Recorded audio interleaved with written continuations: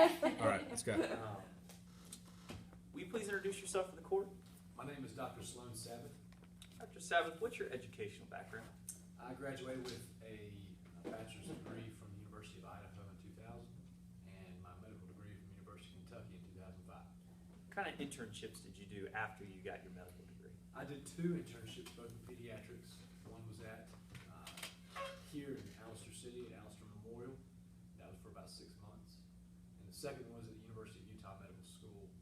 And that was for about 2 years. Like I said, both of those were pediatrics. What kind of residencies? I did 2 residencies in pediatrics. The first was at the same hospital I did my internship at, which is at Allister Memorial. And the second was also for 2 years at the University of Utah Medical Center. I messed that up. I'm sorry. I'll do that again. What kind of fellowships? I did a fellowship at the University of Utah Medical Center. That was for about a year between 2008 and 2009. And that fellowship was in the field of nephrology. And just to clarify, what is nephrology? Nephrology is the study of kidneys and of kidney functions, both normal and abnormal. What kind of certifications or board certification specialties do you hold? I am certified in pediatrics. Got certified as a specialist in pediatrics in 2011. And in 2012, I was certified in subspecialty, of pediatric nephrology. What kind of professional organizations are you a member of? I'm a member of the American Life Care Planners Association, the American Society of Nephrology, the International Society of Nephrology, and the American Society of Pediatric Nephrology. What, if any, other positions have you held based on your educational background or professional credentials? I taught at the medical school, Blanca Medical School in Guatemala. Taught pediatrics, and I'm currently associate professor at the University of Utah Medical Center, and I hold that position now. How are you involved in the current case involving Reese Lansing and Allister Cherry Hospital? I was retained by counsel for the defense to review the life care plan prepared by Dr. Charlie Skinner and offer my critiques and criticisms of it. Were you able to form an opinion in this matter? I did form my own opinion, yes. Did you have sufficient facts and data to form that opinion? I did, yes. And did you reasonably rely on approved methods in determining or making that opinion? Yes, I did. Your Honor, at this time, pursuant to stipulations 11, 14, and 15, the defense would like to offer or offers Dr. Sabbith as an expert in the fields of life care planning and nephrology. All right. Your Honor, may I retrieve a piece of evidence from the clerk's desk? Yes. This is marked, or Plaintiff's Exhibit R8, which has already been entered. May I approach, Your Honor? Yes. Dr. Sabbith, if you could identify that document for me. This is a life care plan summary prepared by Dr. Charlie Skinner. This details what his opinion is as far as what Reese Lansing will need in the future. And is that an accurate representation of the same life care plan that you reviewed in this matter? Yes, it is. Okay. How accurate do you believe that life care plan to be? Well, in my opinion, I do not believe that Reese Lansing will need any of these medical procedures or anything like that, because I don't think Reese Lansing will ever become symptomatic with PKD. Let's talk about Reese Lansing's current state of health. What is Reese's current state of health? Currently, Reese is a happy, healthy young man. He's showing no signs of PKD, no signs of decreased kidney function. He's perfectly healthy 16-year-old young man. And how do you know that, besides just looking at it? His most recent blood work indicates that his GFR levels, creatinine levels, and cholesterol levels are all well within normal ranges for a person his age.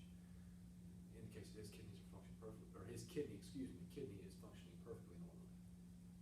What do you mean normal ranges? Well, taking the GFR first, the normal range for GFR is anywhere between 90 and 100.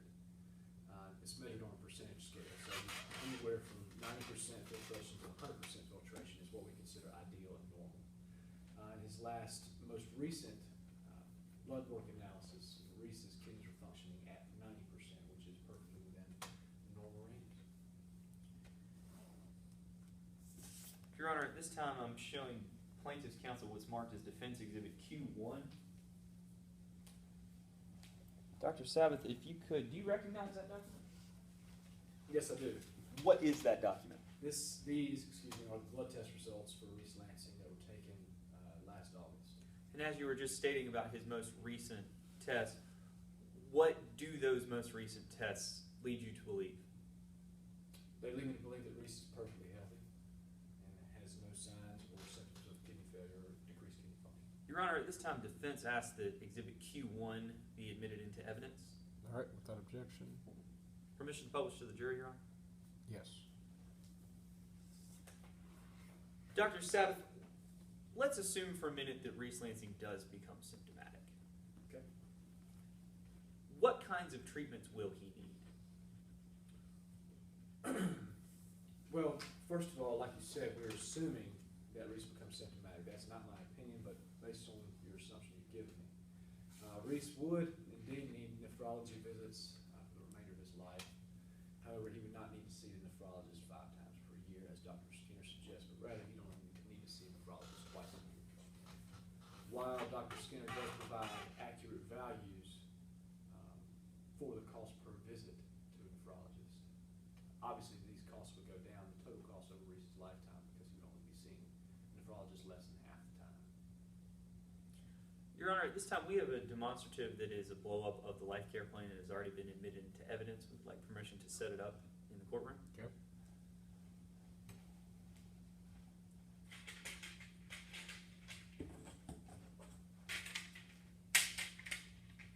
We also ask that Dr. Sabbith be able to come down and write on a marker board. Yes.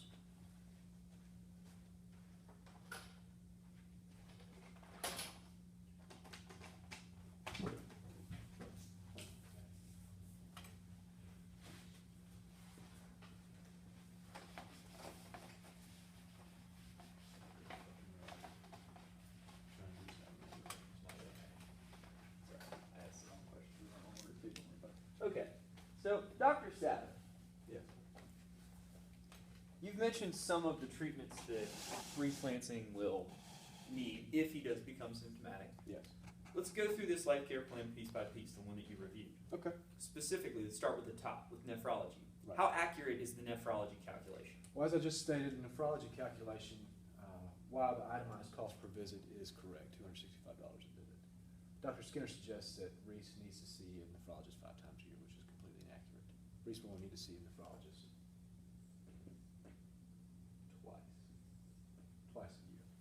How does that affect the overall value of nephrology follow-up visits? Well, over his lifetime, assuming it is 44.3 years from now, this will drop the cost to approximately $24,000. And I'll write this value here as well.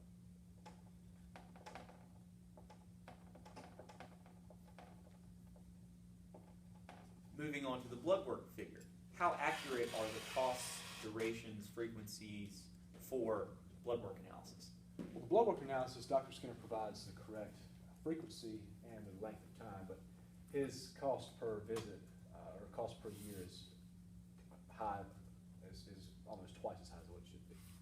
The correct cost per visit should be, or cost per year is about $400. How will that affect the overall value for blood work analysis in a life care plan? That will drop it to about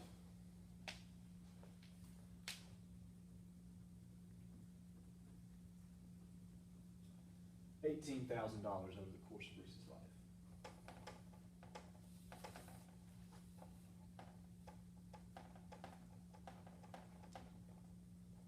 And finally, that last part in the inpatient treatment care, how accurate is dialysis? Well, this is interesting because Dr. Skinner suggests that Reese will be on dialysis for 5 to 7 years once PKD manifests itself. This is completely wrong. Reese Lansing has already donated a kidney, and that means that he will be on the donor wait list for a far short time, typically less than 6 months. And so this 5 to 7 year figure can be crossed out entirely. And I'll just cross it out and write it over here. How does that affect the overall value or the total value of dialysis treatment for Reese Lansing? Well, Dr. Skinner's suggesting that $1,259 per treatment is a little bit high, but it is within the acceptable ranges of per treatment for dialysis. But with the 6-month value, lasting for only 6 months, as Reese will wait on the transfer list, that total value comes out to not 1.3 million, but rather about $50,000.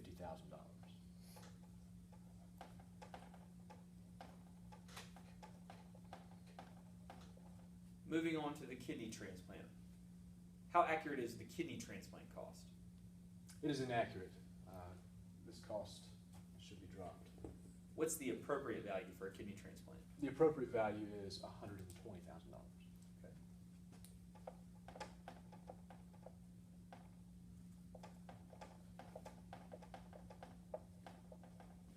How about the dialysis vascular access surgery? How accurate is that value? That is completely accurate. That's a fair representation of how much it will cost. So the $3,600 would be part of your life care plan? Yes, it would be. I'm going to add it over here. Let's move on to the medication. Anti-rejection medicine. How accurate is the anti-rejection medicine figure in Skinner's life care plan? The anti-rejection medicine figure is accurate for his 5 to 7 year determination. However, because Reese will only be on the waiting list for 6 months, that value will actually go up. Reese will be on the on anti-rejection medication for 43.8 years. So this is this value right here. So what is the correct value for anti-rejection medicine? The correct value is $744,600.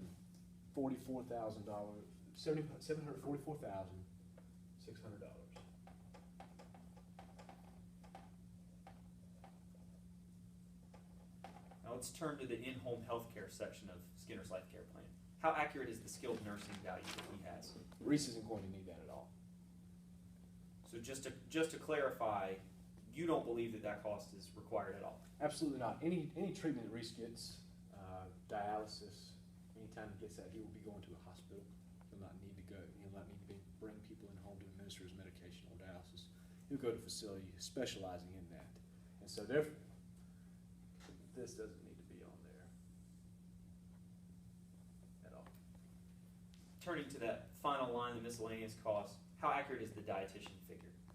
Well, again, Dr. Skinner correctly assesses the per visit cost. However, in my opinion, he overestimates the frequency with which Reese will need to visit a dietitian. How frequently should Reese see a dietitian? I won't write it on here, but Reese needs to see a dietitian once a year for 5 years, and then once every 5 years after that. How does that affect the overall value of a dietitian for a life care plan that Reese would need? It drops it significantly. It should be around $4,000.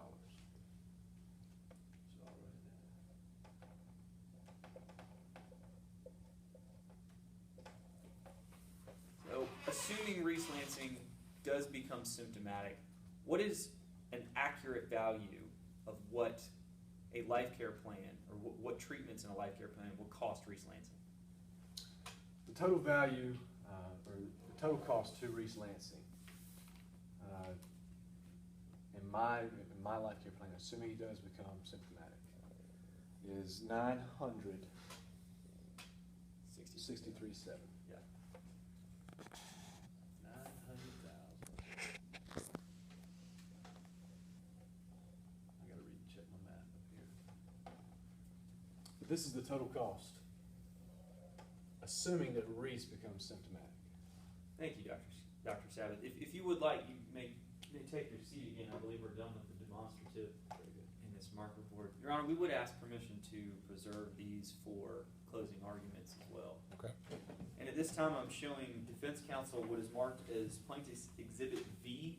It is 6 pages in its entirety, so V1 through 6. Dr. Sabbith, if you would, can you identify that document? Or do you recognize that document? I do. What is that document? This is the critique of Dr. Charlie Skinner's life care plan I prepared. And you're familiar with that document? And it's Yes, quite. I wrote it.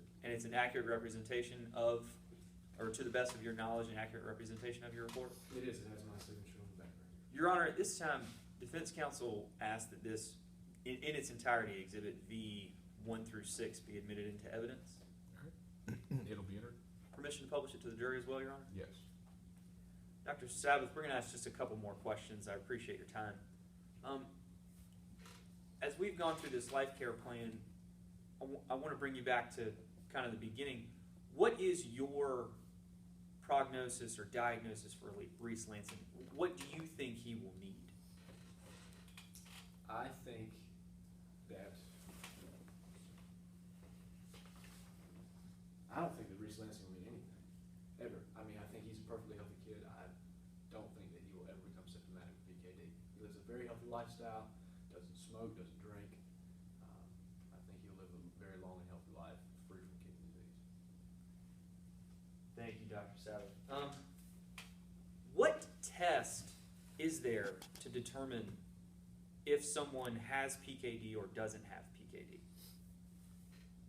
If I can ask you to clarify, do you mean the gene for PKD? Yes, or- yes. Well, no, not the gene, the actual disease. Is there a test that says you have PKD, you don't have PKD? Well, there is a test, when PKD becomes symptomatic, there is a test that tells us whether it has become symptomatic, yes. So how can a doctor diagnose in the future a person, whether or not a person's going to get PKD? Oh, in the future, there is no way. Absolutely no way. And even if someone has the gene, how can a doctor predict or diagnose whether or not a person with the PKD gene will actually ever become symptomatic? There's no test for that. No doctor can do that. So let's assume Reese doesn't have this surgery and he has 2 healthy kidneys. How will that affect what he needs in a life care plan? If Reese has 2 healthy kidneys and contracts PKD, he will need the exact same things on the life care plan. Thank you, Dr. Sabbith. Nothing further. I didn't know. I was trying to remember all the questions that we were supposed to ask there. I started writing them open